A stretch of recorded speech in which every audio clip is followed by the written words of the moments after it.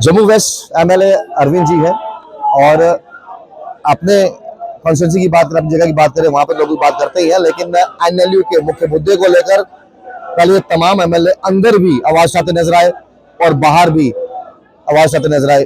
क्या लगता है अरविंद जी कि क्यों इस तरह से, कैसे दोहरी मंशा कहेंगे या भेदभाव की स्थिति कहेंगे, या जो वादे उमर अब्दुल्ला साहब ने बतौर जनता से किए थे उन्हें भूलता कहेंगे? किस तरह से देखते हो?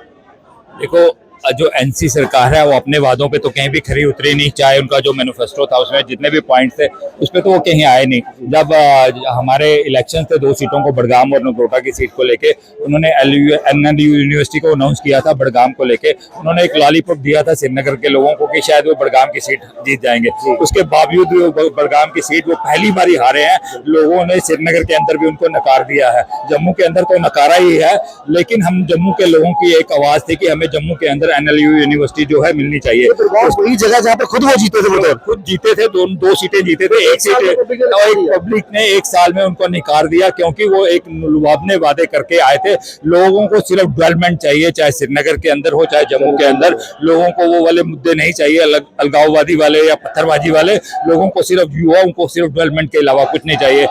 हमने भी कहा कि हमें भी एनएलयू यूनिवर्सिटी एक जम्मू के अंदर होनी चाहिए, लेकिन इन्होंने इस बात को दरकिनार कर दिया। हमने पहले भी एक बार सदन में वॉकआउट किया था एनएलयू यूनिवर्सिटी के, और हमारे युवा काफी देर से, पिछले 3 महीने से सड़कों के ऊपर हैं एनएलयू यूनिवर्सिटी को लेकर, लेकिन इन्होंने इनकी कानों पे जू भी नहीं रेंगती।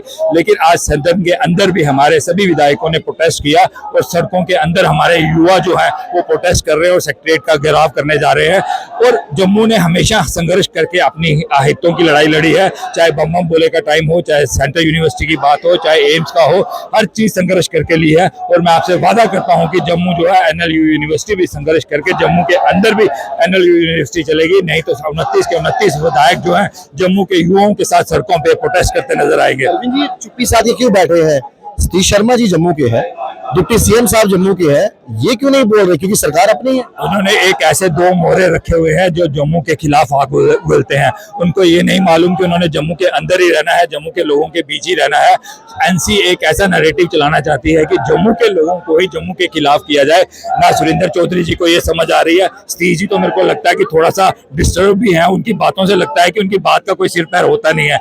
इसलिए जब उनको दोबारा चुनाव में जाएंगे तो वो कहते हैं ना, मेरे को 29 में से किसी भी चुनाव में, मैं उनको चैलेंज करता हूं कि जम्मू वेस्ट से आके चुनाव लड़ जाओ, आपकी जमानत जब्त नहीं हुई तो बात करेंगे। इसलिए उनको थोड़ा सा कुछ डिस्टर्बेंस है, उनकी चीजों को हम माइंड भी नहीं करते ना दोनों की। वो दोनों को एक एनसी के बनाए हुए मोहरे हैं जो जम्मू के खिलाफ आग उगलते हैं। उनको जब समझ आएगी, जब चुनाव में आएंगे, जब जम्मू के लोगों को उनको अपना मुंह दिखाना पड़ेगा, तो जम्मू के लोग डोगरे के कर देना जिले बाद ही तुम्हें पता लग गया ना कि उनका क्या हालत होगी। बहुत बहुत शुक्रिया। तो खैर अरविंद जी ने साफ प्ले कर दिया कि देखिए हम बच्चों, जम्मू के यूनिवर्सिटी के बच्चों के साथ हैं और एनएलयू की मांग को लेकर दोहरी राजनीति नहीं हो सकती।